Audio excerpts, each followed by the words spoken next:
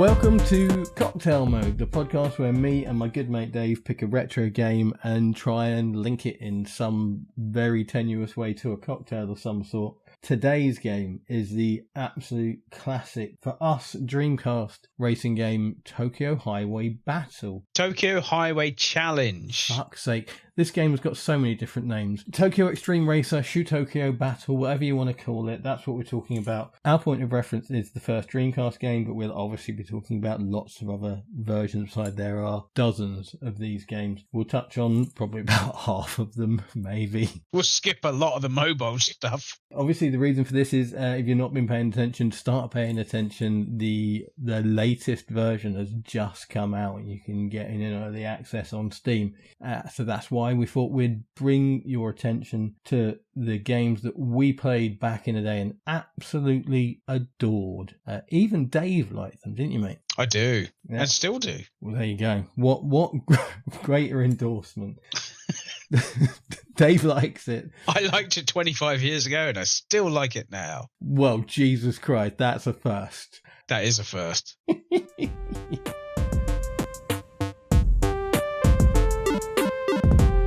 I wonder if you've got my Tokyo Highway Battle. Really? Yeah. Have you not got it? No. I 100% had it. Like 1,000,000% I owned that game, and I've never traded anything for the Dreamcast ever. That's interesting. I'll have to check.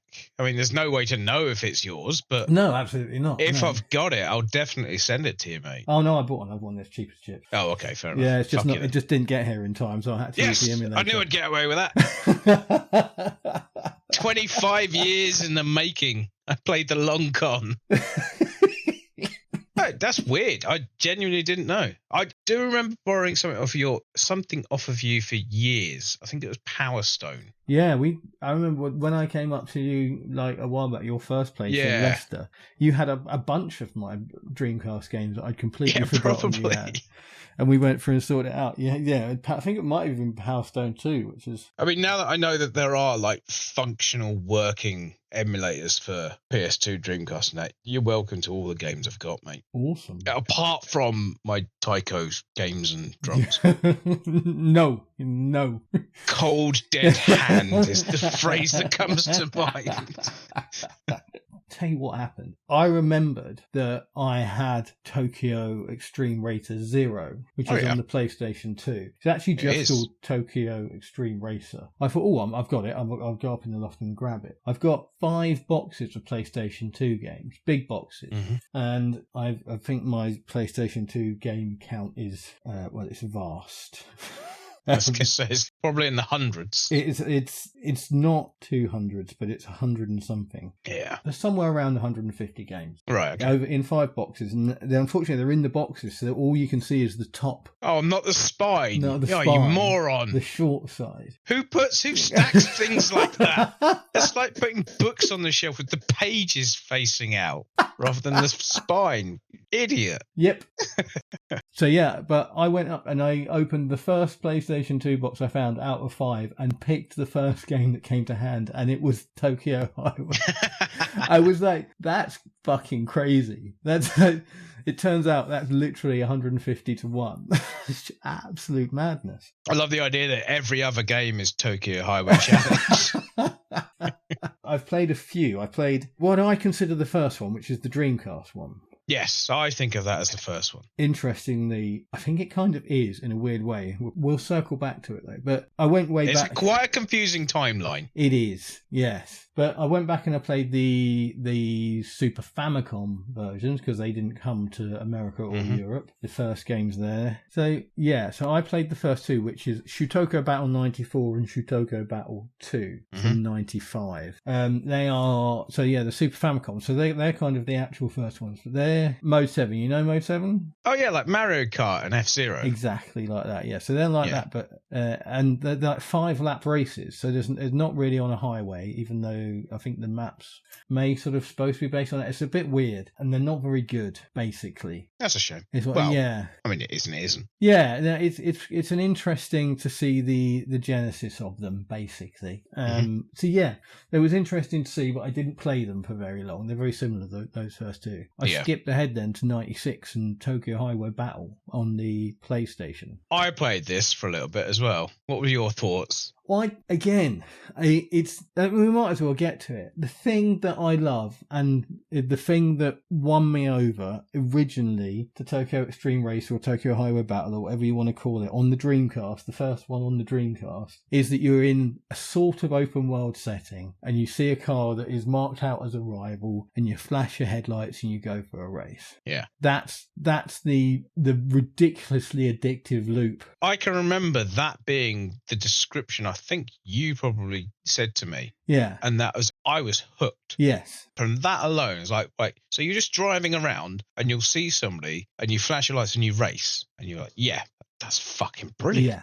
Yeah. And that, take that away from it, it's not that good. I'm looking at the list now because there's too many to remember. But from 94, 2 in 95, another 4 in 96, another 2 in 97, another 1 in 98. Kotobi Tune, which you said to me on a message that you'd had a go at. I did. It's not an easy game to play. Because it's a life simulator. Oh God! In Japanese. So you get your calendar, and you get given the days of the week, and you have to select what you're going to do on each day, and it's all in Japanese. So I started off. I just thought, well, I'll click the top icon. That's probably race. Apparently, it was sleep. Because I did fuck all but sleep for a week. It must be really rested after that. Great. So they'll start, right, I'll work my way through it methodically. I'll try and select every separate menu item and then try and eventually get to a race. Went to the tuning shop like 15 times because I kept forgetting which thing I'd clicked on to get to that. Oh, there's a dating simulator in there as well. Of course there is. I think your character talks to a female, which I can only guess makes it a dating simulator of some description. I don't know. She could be your racing team manager for all I know. I don't know.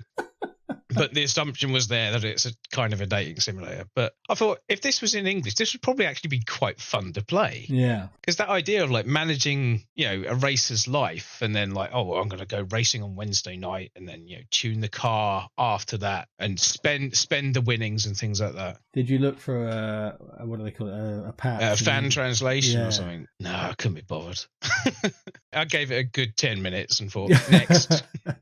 I've recently been playing Ace Combat 3, the Japanese version. Yeah, you said about getting a translated version. Yeah, I did, and I feel sort of vindicated because I own it, so I'm happy to scab it off the internet. I own it twice, actually. I've got the Euro version and the Japanese version. Really interesting, but also, unfortunately, whilst they were making this whole very story-heavy, character-based thing, lots of news stories and all this sort of thing, they went about fucking up the gameplay we're going to concentrate on this. We'll give the handling of the aircraft to the fucking intern or something. The plane's like at the bottom of the screen. And I think that's all that's different, but it completely ruins it. It's really, really odd. It just doesn't feel right when you're moving around. There are, I think, 5 or 6 scenarios, and I played one of them. It didn't get me in. It's really easy as well. You get sort of billions of missiles, and we know like hammer space and air combat from the episode we did on that, but Jesus Christ, it's like absolutely hundreds and hundreds of missiles, so you never have to manage them, because in some of those big Ace Combat 2 and 4 and 5 missions you do run out of missiles and you have to go back and get some more. So I've played through one scenario. I'm not going to play anymore, but the fan translation was fantastic, really, really good. Something I'll look at in the future for other games as well that never got UK versions. I found though, Dave, I've got Shutoko Battle 2 for the Dreamcast. Right, okay. Moving on from you tried Kobe Tune, we'll skip over one and circle back, because I have my copy of Tokyo Highway Battle 2 is actually Tokyo Extreme Racer 2 because it's the Japanese version. I don't know if you know this about Japanese Dreamcast games, but they have the English language name on one spine and the Japanese name on the other spine. Oh, okay. So you can have both, and the Japanese name they give it is Shutoko Battle 2. Yeah. So that's what I've been calling it. And there's a lot of, most of the buttons and things are in English, so that's very, very handy. But where there is Japanese stuff. Like you get a name, you get sort of attributed through your wins and your racing. You are being called like this, I think it says.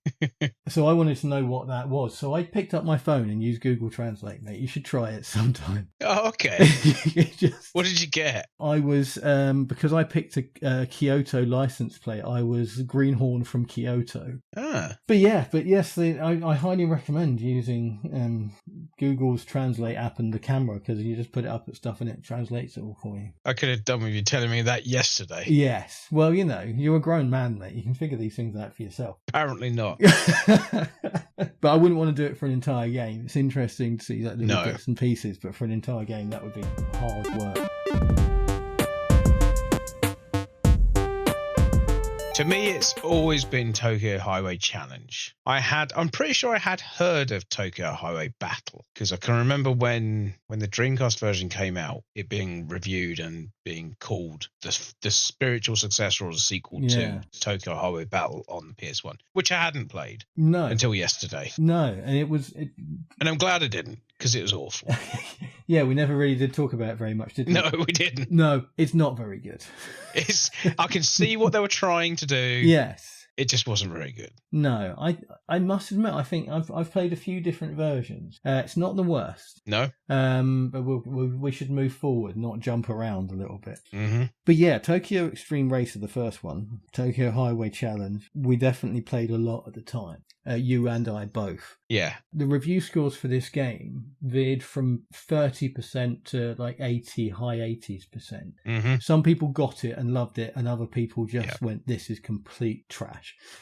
Which is left. And it was a launch game for the Dreamcast, which is, pretty fucking special, really, considering that, launch games are normally crap. And this was just, it's the first one in the series, or the loose series, whatever you want to call it, that had this flash your lights, go for a race mechanic. Mm-hmm. And it's just the most addictive thing. That's awesome. It's brilliant. I love it. And it's just the fact you go out and you're on this highway loop, and you pull up and you have a race. And you do your race, and early doors you normally win the first few. Or not.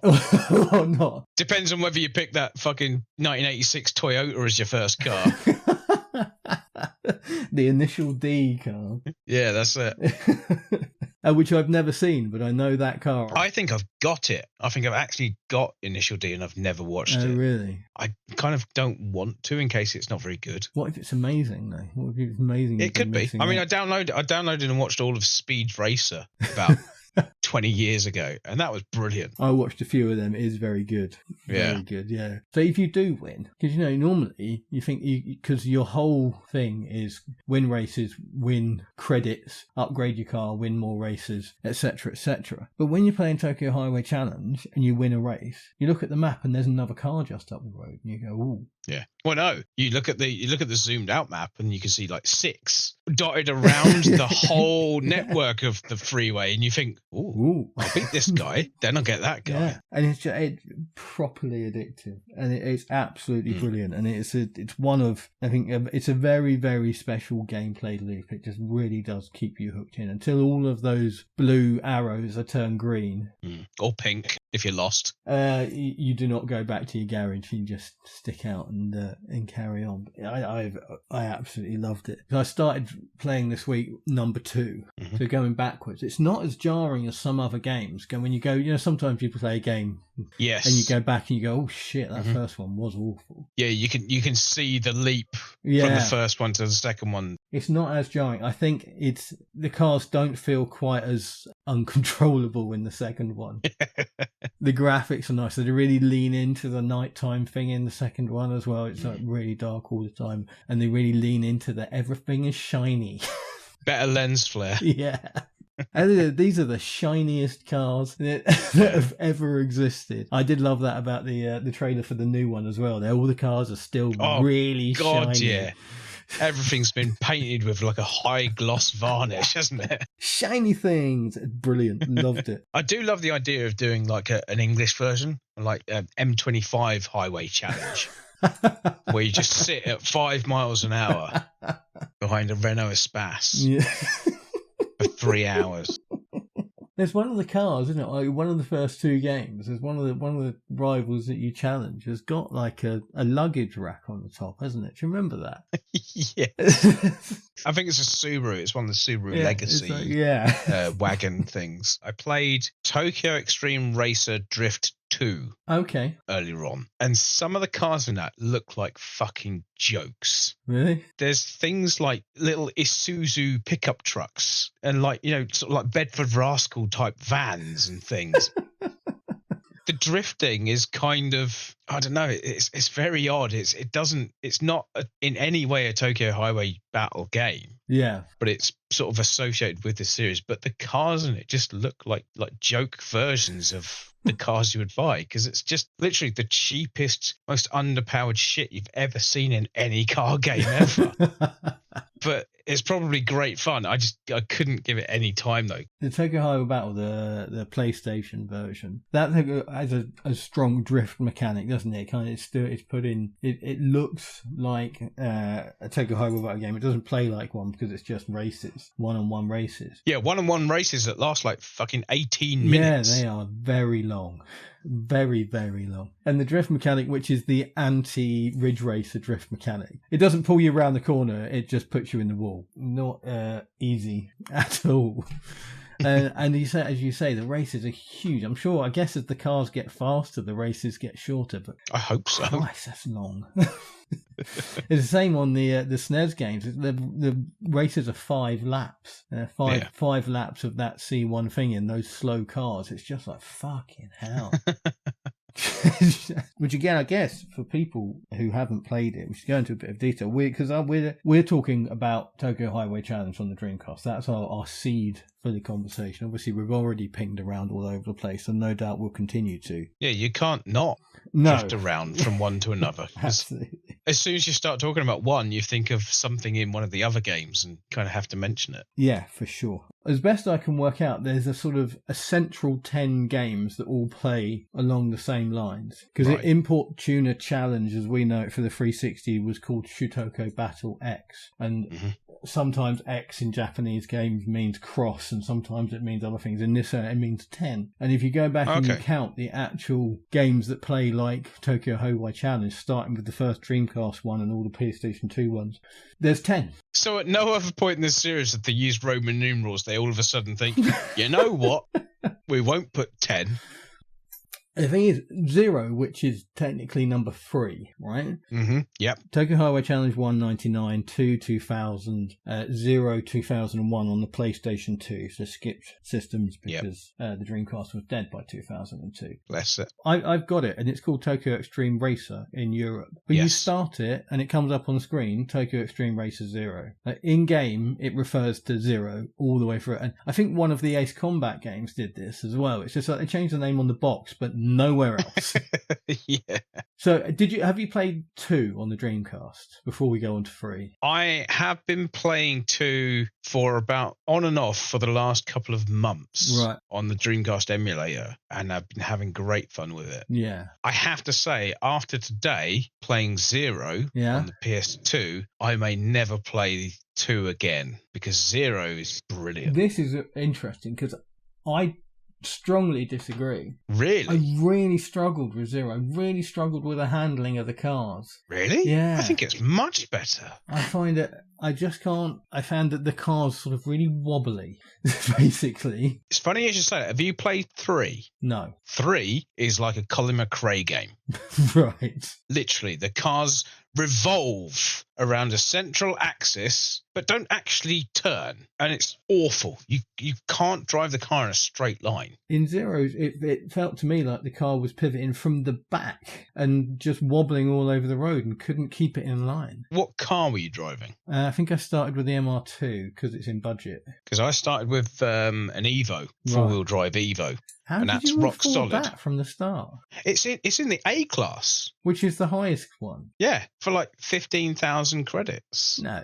Yeah. Bloody hell. That's what I thought. I thought for a laugh, I'll just have a look at A class and look at what the best cars are before I move down to the ones that I can probably afford. And it's just there straight away. It's like, oh, I'll have that. Why would I pick anything else? I'm not a moron. But having said that, I've played it through enough to unlock the second area of the game and have just bought an RX-7. Oh, nice. Which is very much snaky, should we call it?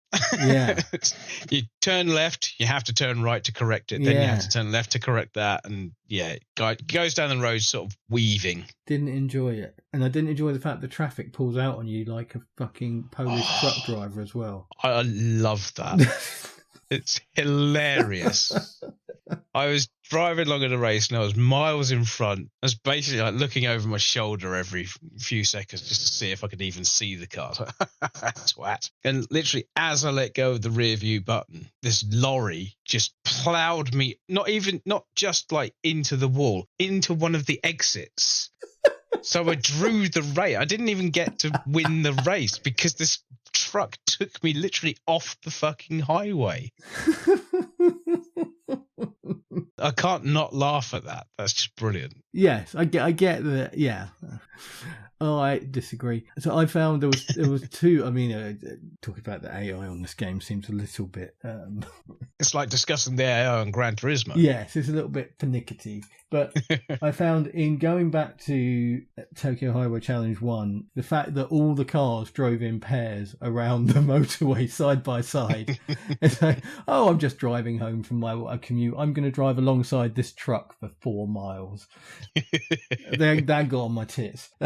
Then, it's dangerous to go alone. In Zero, the fact that you have to basically try and psych out the AI. You have to you pull over to the left because you know that fucker's going to fall out on you. I genuinely think the AI of the NPC cars, the standard traffic, is questionable at best, but hilariously destructive at worst. Yeah. The AI of the actual rival cars is very good. If you try to make a move down the left, it will try and block you off. And you can subvert it by getting it to swerve into like an obstacle or a different car. I noticed in Zero that the cars had a bit more of a personality about them. Mm-hmm. So there were cars. Brake checking. Yeah. General rival fight with a boss is they go past you within the first 4 seconds of the race and you never see them again. This prick in a Celica drove past me and then slammed his brakes on, so I smashed into him. You fucking prick.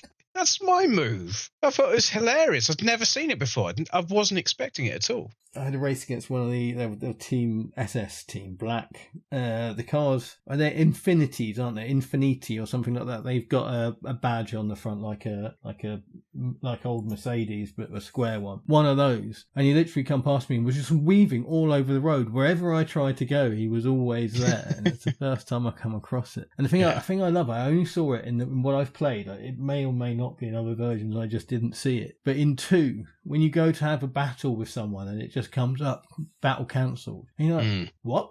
So you try again and you get battle cancelled. It doesn't tell you why. You have to figure that out for yourself. Or by No. You have to go to gamefacts.com and download the text file that I've still got on my PC.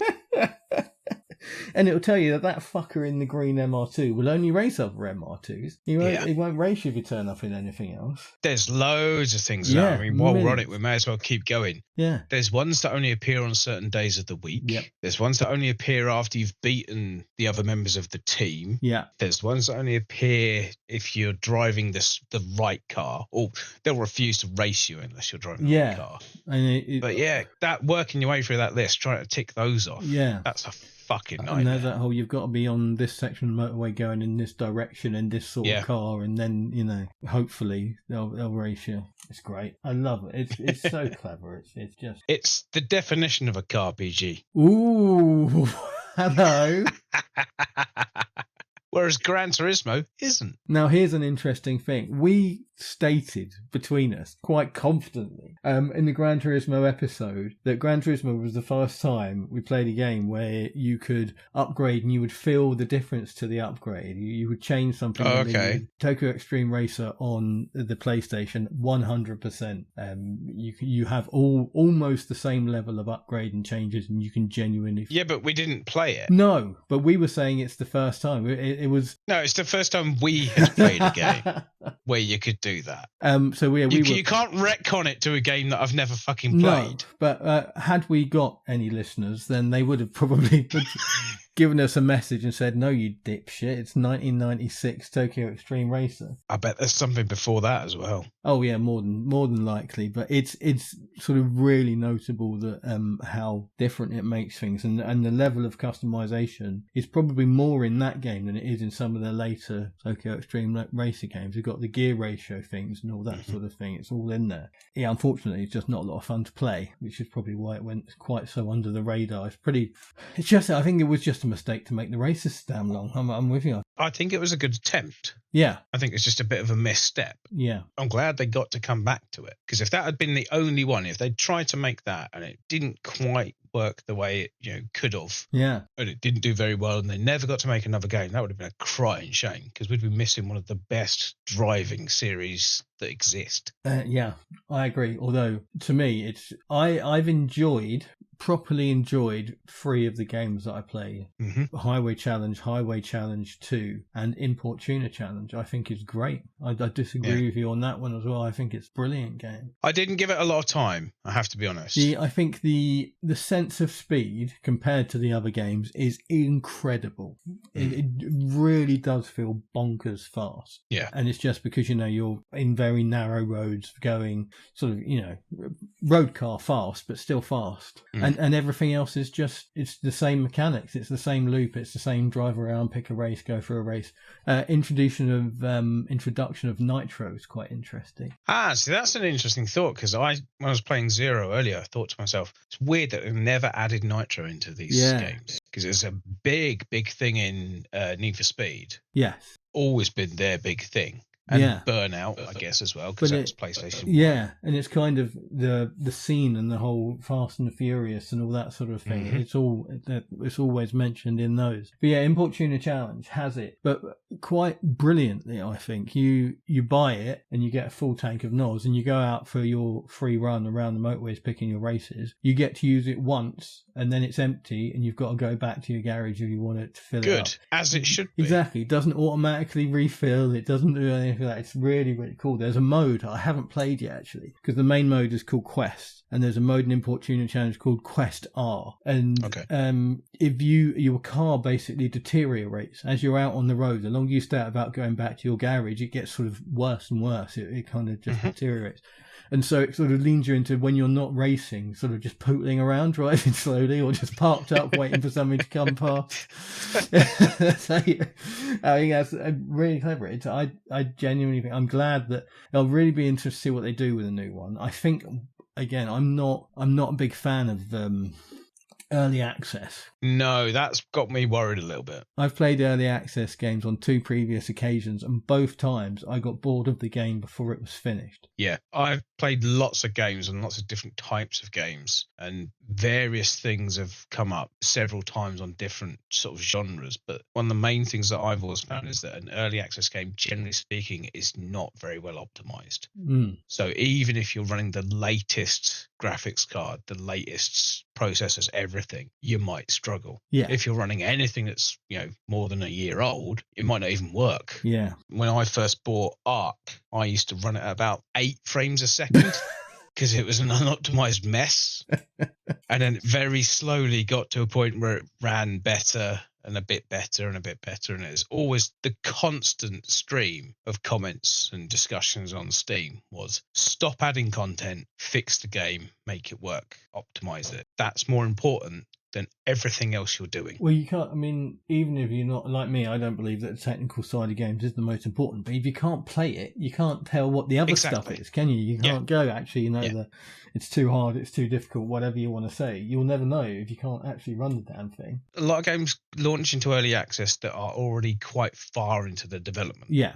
It's a way of funding the final stages of development. Yeah. And my hope is that this is mostly there and they're just doing it as like let's get some money in to secure finishing it off. I think what we need to be thankful for is, as a game, if you think the structure of the game would really lend itself to a horrible games as a service, open world, free to play thing. Yep. And it's not that. It's single player. So let's just It's gloriously single player. Exactly. Let's just applaud that decision roundly, because that's fantastic news. I was looking at the Steam page the other day, and I thought my presumption is this is going to be an online multiplayer thing. Looking down all the system stuff, just all the tags, single player. That's it. There's nothing else. No local co-op, no online multiplayer, no open world microtransaction. Well, there'll probably be some form of paid DLC. I reckon it will have some form of multiplayer of some sort. I don't know. They could just be leaving it as it is for now until the game's like fully featured and released. Yeah, I think that's, you don't put that stuff in first, do you? But I think as well, because you look at the more recent Ace Combat games, the billions and billions of paint jobs you can buy with real money for their planes. That sort of thing I wouldn't have a problem with. If they start microtransactioning upgrades and shit, then they can fuck right off. But pay to win. Yes. But if it's, a fucking Hello Kitty livery for £3.50, then, enjoy. I don't give a shit. Well, that's your birthday present, sorry.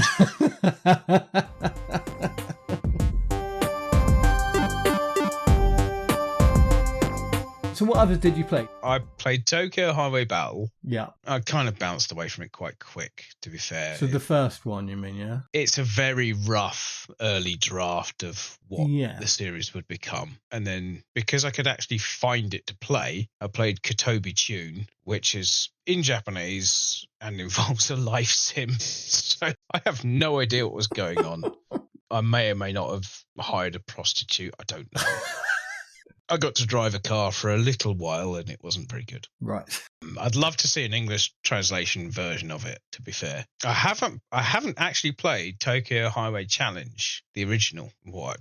What we think of as the original, weirdly. Despite the fact that I think I physically got it, which may or may not be your copy. I've been playing Tokyo Highway Challenge 2 for about the last 4 months, on and off, because as soon as I found that there was a working Dreamcast emulator out there, I thought, oh, what games can I get? I will hand my life over to this thing. I know. I will download all the games I already own, but can't be bothered to get the Dreamcast out of the cupboard to play, so I can actually play them. Yeah. But also started to think, what else is out there? Were there sequels to games that I had that I never bought? I do wonder if, I did mention it in the Gran Turismo episode, the reason I never got Gran Turismo 2 is because I think Tokyo Highway Challenge had come out on the Dreamcast. That would, I guess that would follow, timing-wise. Yeah, because they actually came out very, very close together. So yeah, I've been playing that quite a bit, and then I played a bit of Tokyo Extreme Racer 3 on the PS2 emulator. That's fucking awful.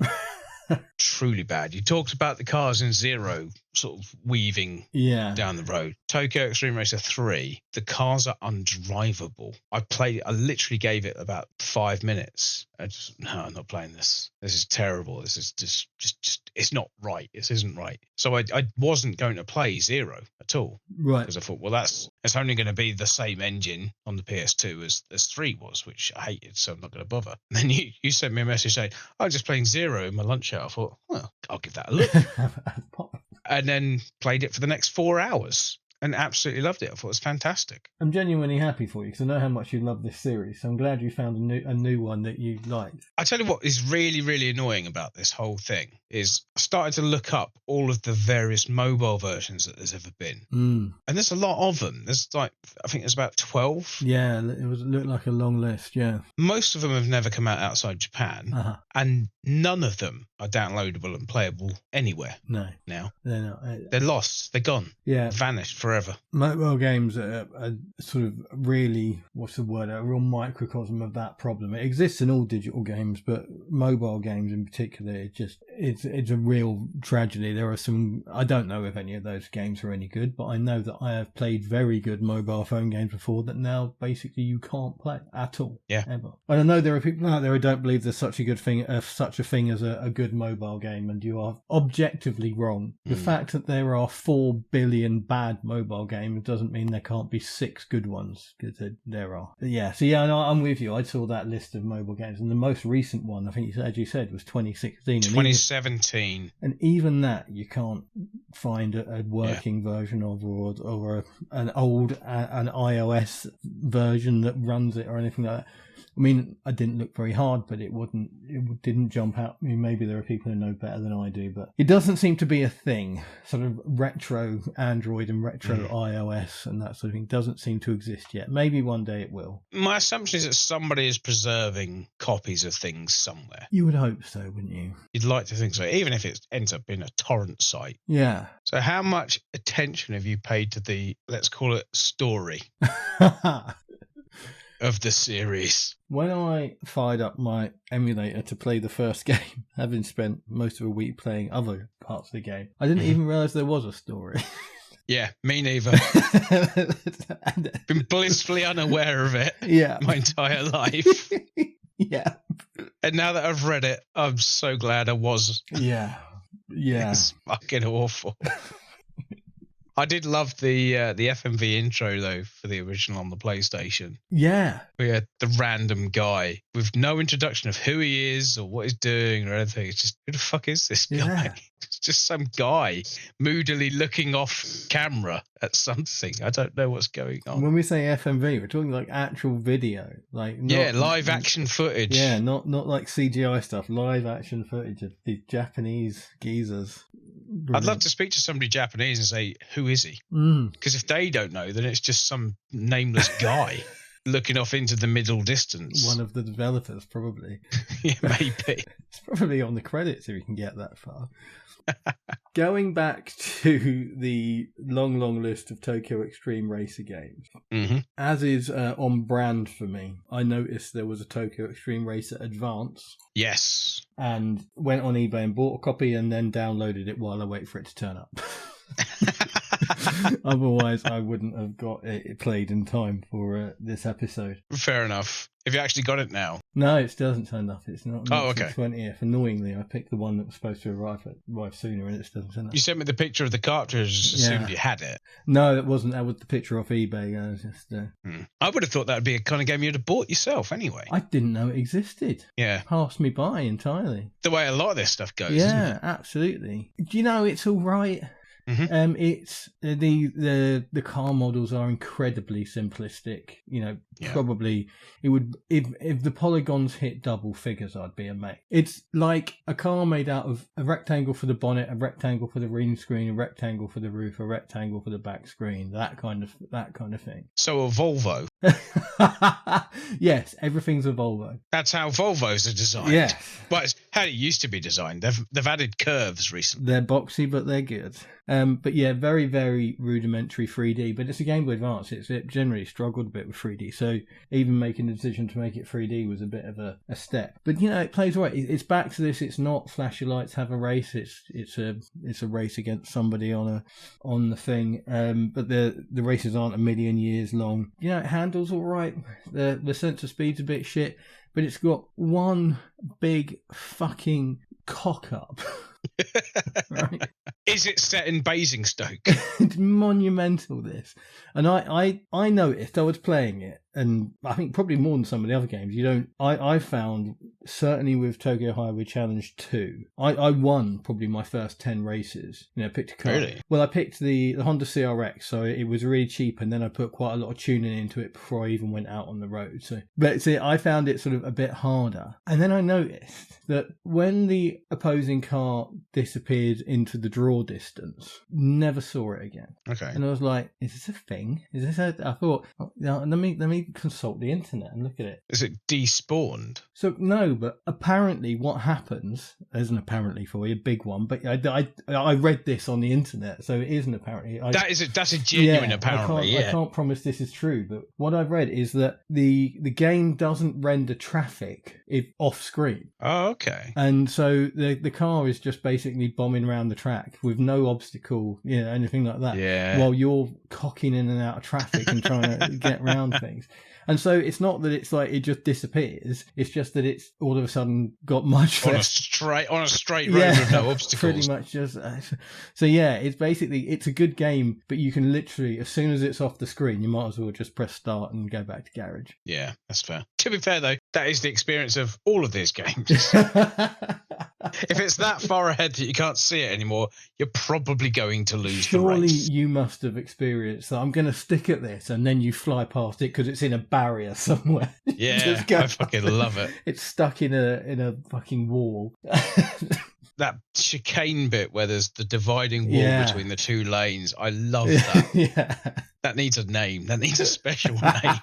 The Widowmaker. Brilliant. So yeah, as I say, it's a real shame. Other than that, perfectly playable game. Looks awful on emulator. We've said before it's the screen size, isn't it? Exactly. You can't emulate a 256 by whatever pixel screen on a full HD TV. The difference between, I've got a flash cartridge that I use in my my Game Boy Micro almost exclusively. I've already put it in any of my other Game Boy Advances. I think I've got like 4 different versions of the Game Boy Advance, but it kind of lives in my Micro. I played it in that, and just the world of difference between, and again, it's the way it's rendered on the screen as well. That screen's tiny, and the way it looks on that, it looks almost like a PlayStation game, despite the fact that it's so fucking basic. And then you put it on an emulator on your PC, and it looks horrendous, absolutely horrendous. So yeah, it does make a difference. But yeah, do you know what? Other than that, it's a real shame, because other than that weird, it's not even a glitch. It's just sort of badly programmed. It would play all right. It's a feature. But it is the thing, when you take away this, it's and again, we haven't actually mentioned this yet, and we should have probably gone through this first thing and talked about how the game plays and all that sort of thing, but it's a tug of war, isn't it, basically? Yes and no. You have an energy bar, like a power bar. If you're behind, it goes down, and the distance you're behind it goes down faster. In a nutshell, that's it. And when we're talking about in these earlier games where they don't have this, it's just a race. It's first to the finish line. And so it's a shame. It's a one-on-one battle. So it's a 2-car race around the streets of Tokyo. But there's not really a point of difference to that, is there, other than the fact that you're around the streets of Tokyo. So yeah, it really is that. Your flashlights have a race, but it's not a race to a finish line. It's not a race to a designated point. It's a race to whoever's energy bar is depleted quickest. But it also means the races don't go on for long. No. And I realised this earlier, and it's one of the reasons that I think I've always really liked the game, is the fact that if you win a race, generally speaking, you win it by a bit. Yeah. You might have the odd battle where you're behind and you come back and, goes on for a bit longer than it would normally. But generally speaking, one car is a bit faster than the other, usually acceleration, but more often than not top speed. Yeah. So you can sit there, be behind at the start, but know that your top speed is probably going to be better than theirs. Get onto that straight section of motorway. As long as you don't hit anything like a fucking chump, you'll probably catch them, pass them, and then go on to win it. And I've always thought that's really good, because it should be race this car, win or lose. Yeah. If you lose, you race them again. If you win, the next guy is just like half a mile ahead. Yeah. So you've just got to drive that little bit and you'll get the next guy. And I've always loved that idea of just chaining together the races. If you do it without losing, it literally feeds from one to the next. They're spaced in such a way that you should be able to get to the next guy. They're never far away. Challenge them. Yeah, exactly. What I love is when you open up the second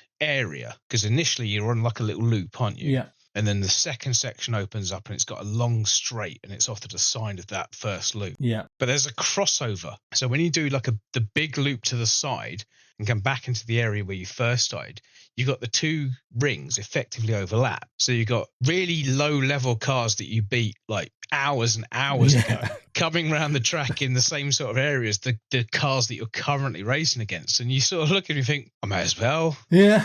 It's half a mile to the next guy and I'll have you beat in like 20 seconds. Yeah. So I might as well go for it. Which is another really great mechanic, is the fact that you will get less points, less money for that race, because the length of the race, the longer it goes on, the more credits you have.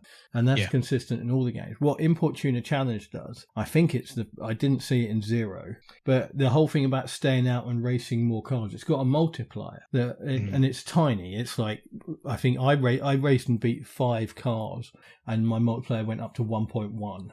But that's still, it's a factor, and I thought that was brilliant, and so I'm amazed it took that long to come up with it, because that is a really fun part of the game, is staying out there and racing cars rather than coming back to your garage. It helps more when you've unlocked the full map. Yeah. Because if you're just doing that initial loop, you can't even change direction. No. You're forced into whatever direction you chose. Yeah, when there's only like 4 cars out there as well. So yeah. It's such a great game. And there must be, I know that the new one got a fairly sort of loud reception. I saw it mentioned on a few sites, but there must be people out there, probably even in our small audience, who've never played or heard of these games. And I implore you to. Dave would recommend Zero. Definitely. I would say to the modern gamer, Import Tuner Challenge is probably the easiest gateway. It's more like other games in the way it looks. It's only got 2 views, in the car and out the car, and the outside the car is a bit close for me. That's weird. Number 2 on the Dreamcast has got like 4 different views, and one of them, the car it feels like it's halfway down the road, and I love it because it allows you to block the fucker who's coming behind you. I always have the view that's one step away from as close as possible. Yeah. Because you can use, basically, if you see their lights on the back of your car, you know you're in the right kind of area to block them. Yeah. Because you can just switch to the rear view thing and see where they are and block them intentionally.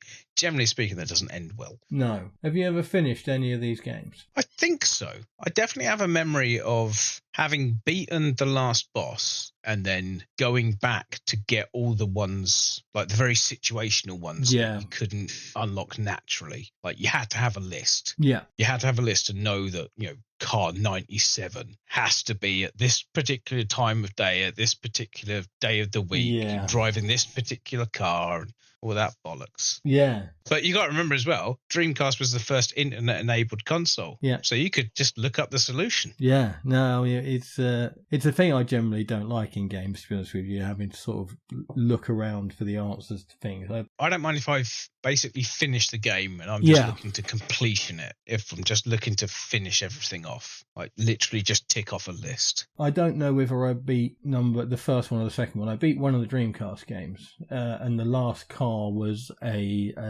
Nissan 240Z. It's a beautiful, beautiful car in real life and in the game, and it's an absolute rocket ship. And I genuinely beat it by tuning the car I had, which I think was a Toyota Supra, in the gear range of 3rd to 5th. Because when you start a race, you're in 3rd gear. 70 miles an hour. 3rd gear, 70 miles an hour. It's always 70 miles an hour. And so I knew I couldn't beat this fucker. So my tactic was accelerate like a beast for that first 3 seconds, get in front, and then just block the fucker all the way round. And this race went on for probably half an hour. But I did it. I beat the game. And that's how I did it. I cheesed that fucking thing. Oh God, it was. But I was just like, I don't know. This is how I beat the game. I don't know why I got looked into that. My tactic with hard races usually used to revolve around the Thermopylae thing of choosing where to fight. Yeah. All right. If I start the race about here, I know that just as it sort of clicks into let's start the actual race rather than the sort of weird autopilot led intro to it, there's going to be that weird chicane with the wall, and 1 times in 50 the enemy car will hit the wall, and I'll just go through and win the race in like 20 seconds. But you could do that. There's various points on the map where there'd be like sort of situational things with corners and things where the race would start, and it'd just be like, right, okay, 50-50 as to whether or not you'll get the lead. Yeah. Even just getting the lead in one of those races is a big thing. Yeah. Let alone winning the fucker. But yeah, there is a lot of gaming the system. Oh, 100%, yeah. To get the win in that game. Yeah, which I've always liked, though. Yeah. It basically makes it a puzzle. Yeah. It makes it a puzzle to solve with the tools you've been given, which is a shit 1986 Toyota Corolla. And a very small amount of money to upgrade it every other 4 hours. I think I've ever picked one of those cars in all the games ever. I think I did it intentionally, this recent playthrough that I've done, just because it's like, well, I'm going to pick the shit car. Does it have a big tuning tree, I suppose it is, isn't it? Because I don't know. I didn't get far enough into it to really play with it much. As soon as I could afford any other car, I bought any other car. It's interesting. There's another really cool feature of the game is that certain cars have dozens of different aero kits, and others only have 2 or 3, and then others, the Honda CRXs that I bought only had 2 tuning levels for the engine, and there are up to 6 available or something like that. I think that's a reflection of real life. You're probably right, yeah. It's quite faithful to realistic tuning. The series has had very, very close links to the tuning community for years.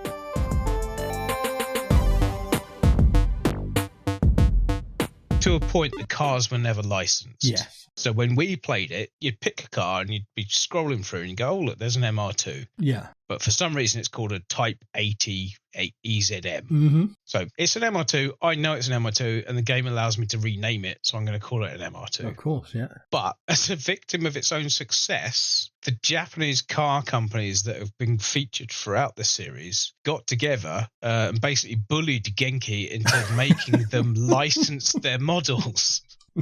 I've lost track of which game it was like the first one where they're all licensed cars, but they have had to pay and have the proper cars featured from a certain point. But something somewhere in that whole scenario means that there's never been a Honda car since. Yeah. Do you know what? I don't know if Honda asked for more money than everybody else or were particularly hateful of it. I don't know. If I remember right, it's in 2003, Shutoko Battle Online. I think that was the first game that featured. It's like one of the two Windows ones. It's either that or Shutoko Battle Online Special Pack Speedmaster. One of the two Windows ones was the first with the licensed games. What and a level of detail on what you've said, because I've read similar things, but those numbers that they give the car names are genuine chassis numbers. So it's not just like, because you and me as complete sort of novices and laymen to all this, we're like, that's an MR2. Somebody who knows, or if you wanted to look it up, you go, oh, that's an MR2S 1950 cc engine, like all that sort of thing comes through. So I think as soon as these manufacturers realise that, it's like there's no defence. It's a weird situation to be in though, because if you're a company that produces cars and you want people to buy your cars, so you pay a lot of money to advertise your cars to anybody that might want to buy your car. Yeah. And what's the best way to do that? So we'll pump out as many adverts as we can to as many outlets as we can and hope that we'll cast a big net and maybe catch a few fish. But if you've got a community that's playing a game based entirely on driving cars and it has your car in it, is that not a better advert? Yeah. Because it kind of feeds into the culture. It feeds into the culture of street racing and the kind of people who buy the cars. I suppose it comes down to whether or not you want those people buying your cars. I mean, surely you want anybody. We want people to buy our car. We don't want them to crash and die on the Tokyo highway. Well, yes, yeah, there is that, I guess. But the interesting thing is, the car manufacturers, as we mentioned in Gran Turismo, the reason why those cars don't feature damage in Gran Turismo because the car manufacturer didn't let them. There was just, I guess, a technology thing that stopped cars getting damaged in Tokyo Extreme Racer. They never have, or Tokyo Highway Challenge. I'll pick one eventually. Do you remember, talking about cars and licensing and all that? I remember, we've talked before about my weird memory for specific conversations. God, here we go. A conversation we had about the Mitsubishi Eclipse in Tokyo Highway Challenge 2. No. So the Mitsubishi Eclipse is Brian's car in the Fast and the Furious. Yes, the green one that gets blown up by Johnny Tran. Yeah, wow. I've seen that film a lot. But yes, it's not in the European version of Tokyo Highway Challenge. Oh, okay. It's in the American version of Tokyo Highway Challenge. Ah, and the conversation where you found this out, and I just fundamentally didn't believe you. It's the conversation I remember having. I was just like, why would they go through all that effort? Why?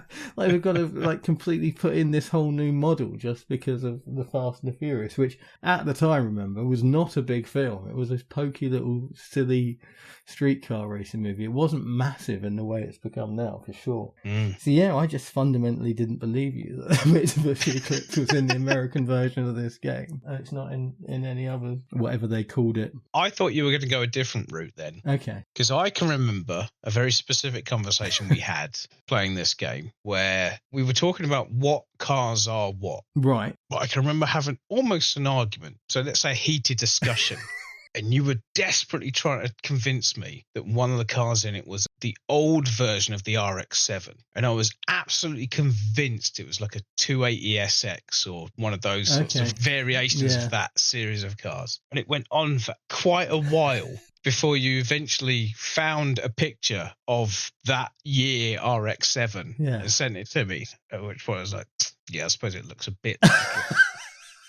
Which is bloke talk for, you're exactly right, but I don't want to admit it.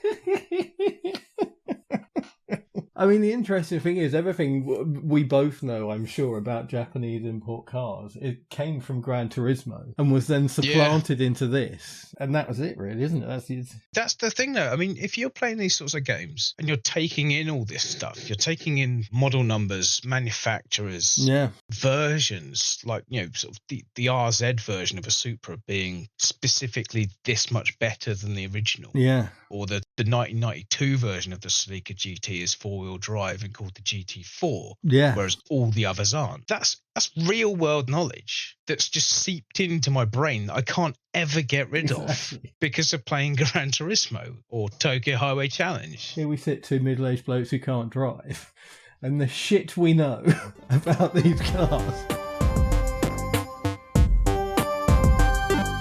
I don't know if it's when you buy a car or you can do it at any point, but in Tokyo Highway Challenge 2 on the Dreamcast, all of the license plates in the game have California written across them. Really? Yep. I don't know if it's a reference to Outrun, because it's the only reason I can think of for it. I didn't in my version, but my version is Japanese. Yeah, and I'm playing the European version, so it makes even less sense. But it's the only thing I can think of. As I was playing it, I just sort of stopped for a second. Wait a minute. This California license plate on a Japanese car bought in Japan, racing in Japan. Why the fuck does it say California? That's awesome. I hope it is a reference. I haven't looked it up or anything, and I really hope it's like one of the developers is a massive Outrun fan, and that's why I put it in. Or a human being, as we like to call them. It struck me as such an odd little thing that probably most people wouldn't even notice. That's cool. I'm going to assume it is and not check. Yeah. It makes me happy. That's what I did. Yeah. But yeah, very strange moment in an otherwise sort of realistic game. Yeah, I think the presentation is definitely realistic, isn't it? And it sort of leans into that sort of thing. And I think...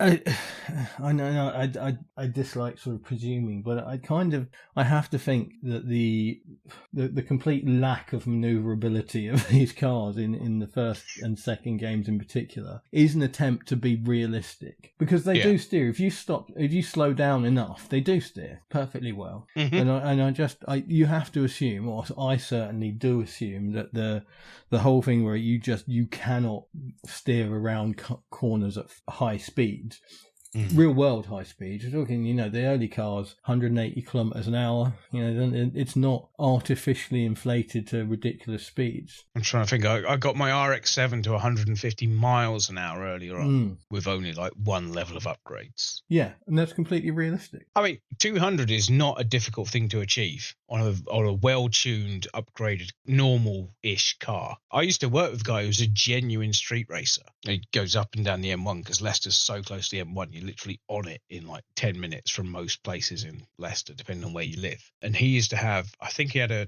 200 SX. And he said the speedo in the car stopped at 140, but he used to have a GPS speedo. And he said he got it to over 200 miles an hour. I know. Genuinely can believe him. Yeah. Because I saw the fucking thing. Wouldn't get in it. I saw it go. I was like, fuck off. I'm not getting in that car. He's the kind of person who would like drive to the Nürburgring because he's got a weekend free.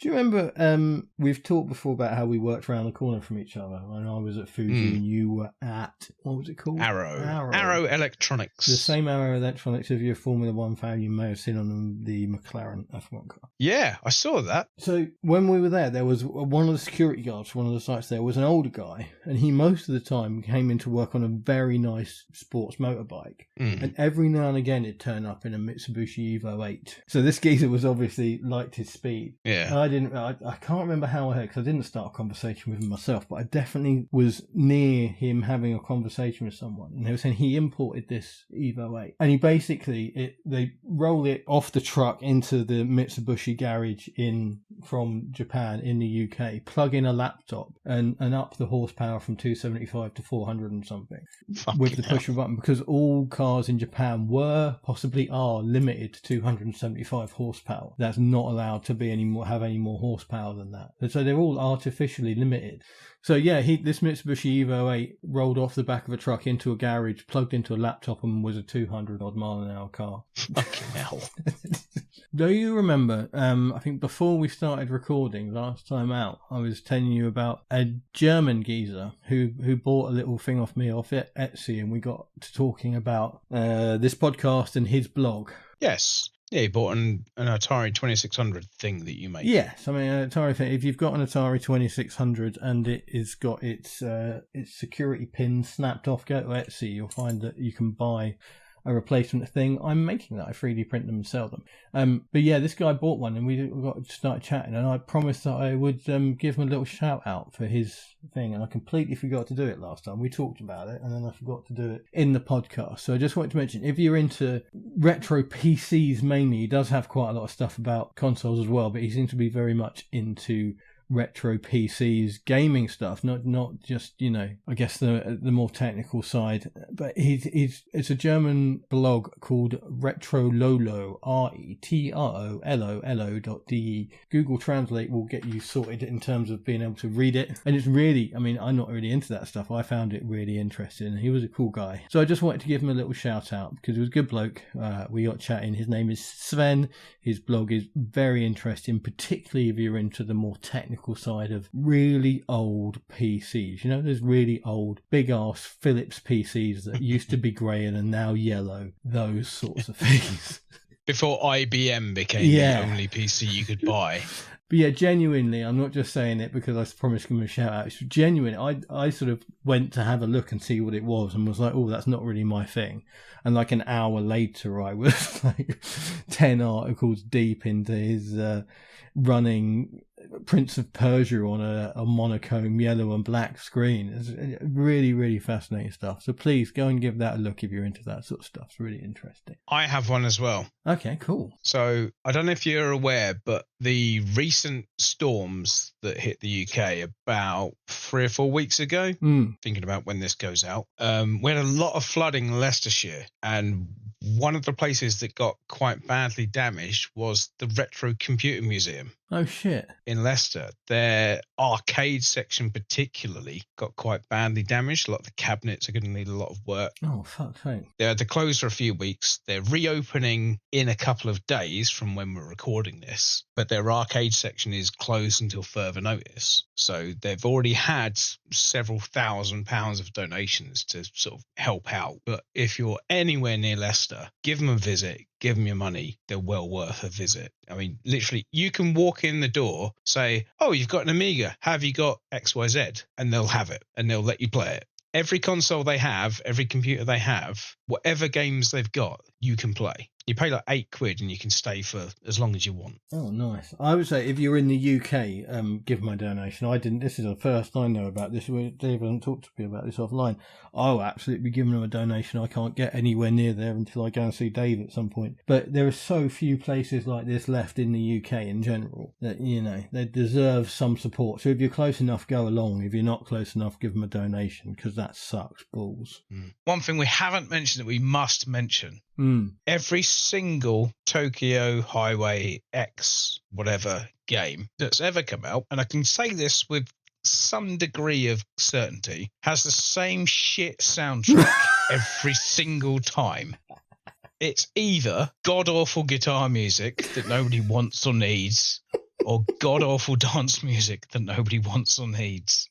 They've never bothered with any licensed tracks. They've always just got some guy to make some shit music for them. And they are the most forgettable music tracks you've ever heard in your life. I can't disagree. I can't disagree, but I want to. No, I don't want to. Well, so You're right. The in-game music is completely pointless and awful. And even, to be fair, the engine sounds and the cars aren't great either. No. But I love the music that plays as you start a race. The battle music in that little... So basically, in case you don't know the games, you pull up behind a car, you flash the lights we talked about before, and it just plays a little sequence, basically, of both these cars driving down the motorway and you don't have control of them. And it starts this music, and it's really sort of proper tense, exciting action music. I love it. In the later games, it kind of carries on and sort of merges into being this other shit music. In the early games, it just plays for the length of this weird intro bit, and then it stops and the old shit music comes back again, unfortunately. But yeah, Dave is absolutely right. The general in-game music is completely forgettable shit nonsense.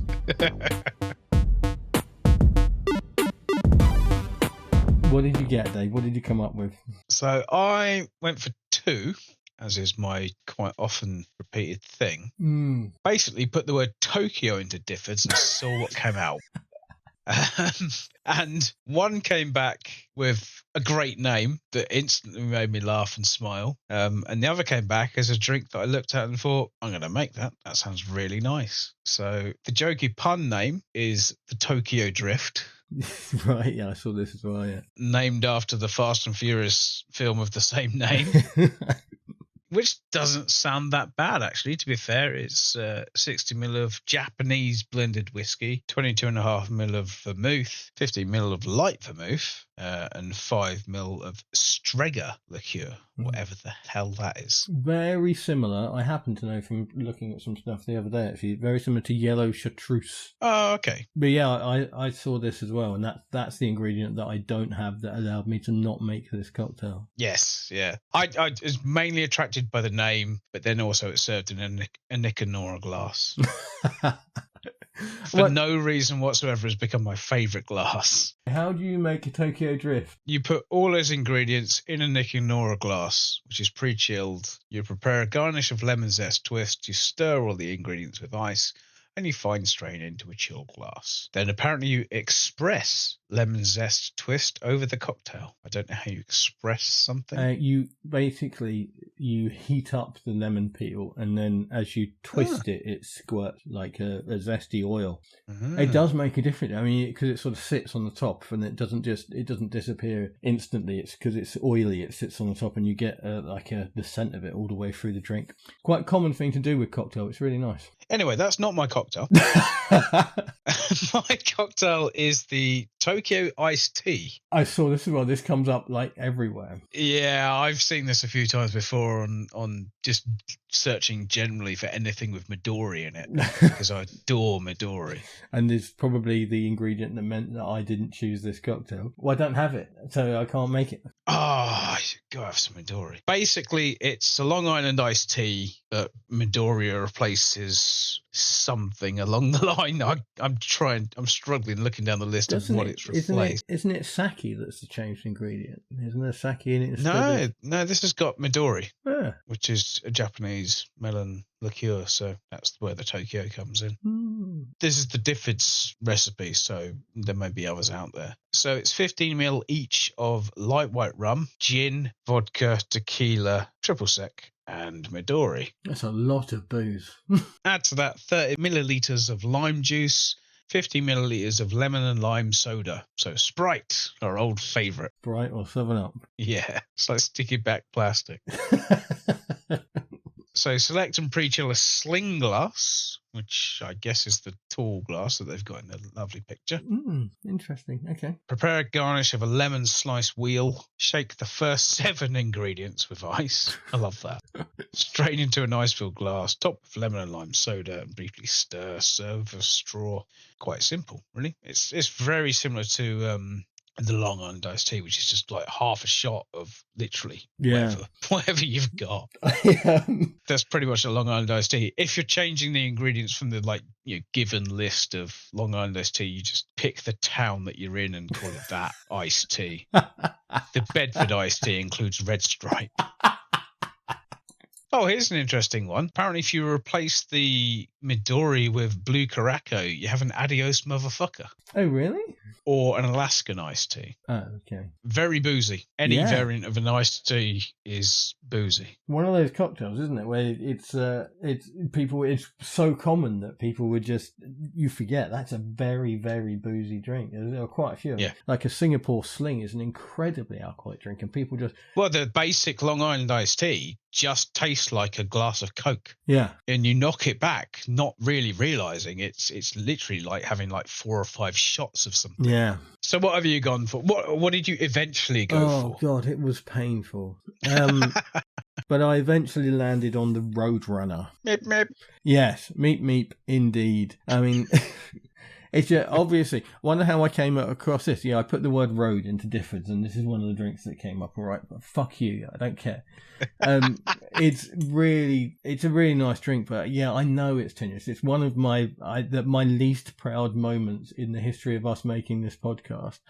It's incredibly tenuous. The only thing saving me is it's a really nice drink, and that's it. That's all I've got, and I'm really sorry, but I promise you, I tried really hard, and I just unfortunately there were many cocktails out there that have better linked names, are thematically better. That there's all sorts of things. There's cocktails called the Burnout, the Tokyo Night, the Checkered Flag, the Duelists. There's all these great names of cocktails and things out there. I couldn't make any of them with the contents of my cocktail cabinet, and I only barely managed to put together this. So the Roadrunner is Reposado tequila, and the reason I pulled Dave up on the tequila last time and this time is Blanco tequila and Reposado tequila are as different as dark rum and Bacardi. They're very, very different tasting things, so you do need to be specific about that.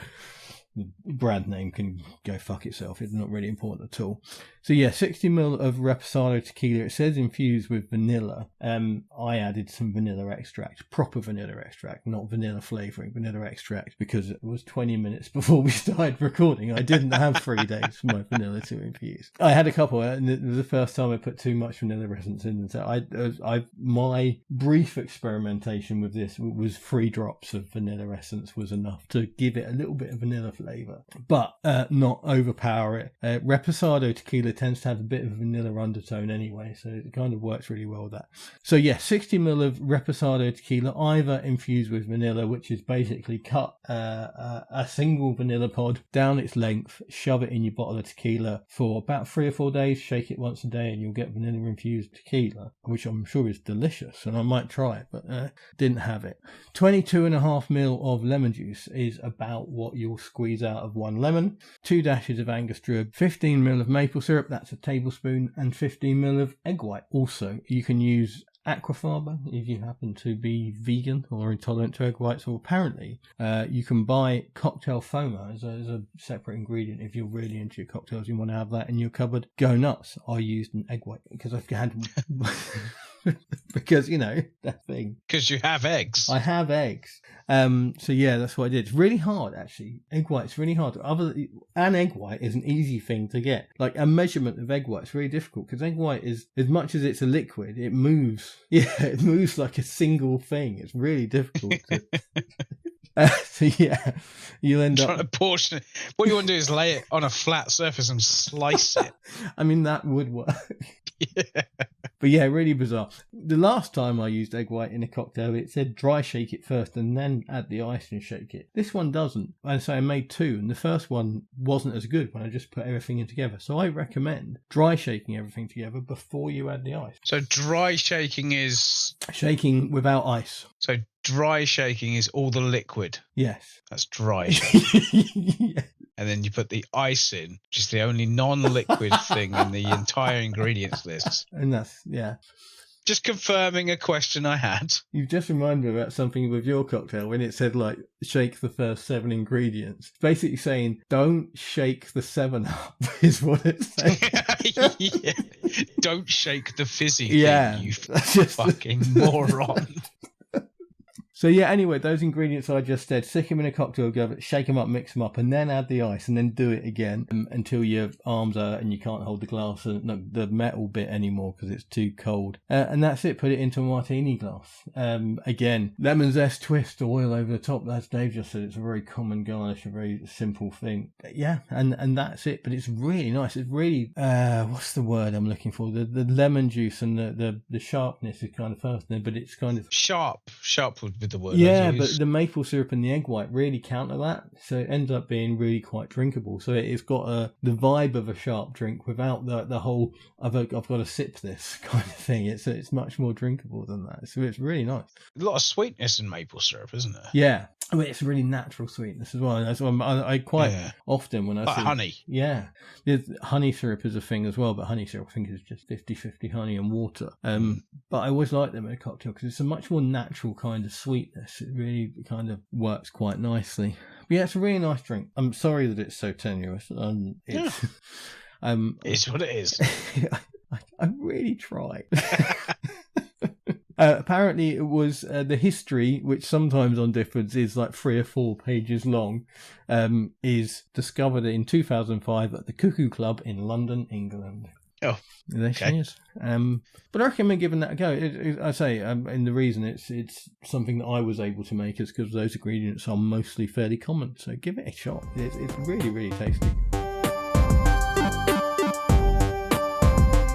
Thinking about games, all these games kept coming to me, and I was like, do you know what I mean? It's just games you love, but do I want to do right now? I think we should do Everybody's Golf. Yeah, fuck it, let's do it. Let's do Everybody's Golf. I love that game. I've got so many different versions over the years as well, but obviously it was the PlayStation version that I fell in love with. You happy with that? I'm very happy. I love Everybody's Golf. Is it the only golf game you've ever played? No. Oh, okay. Is it the only golf game you've ever liked? No. Okay. There are no golf games that I like as much. That's fair. But it's I've played other golf games, but basically I'm always looking for the Everybody's Golf experience from them, which very few of them actually have. Yeah, I think there's very few sports that have the Everybody's Golf treatment. Have you heard of Dead or Alive Extreme Beach Volleyball? Is that?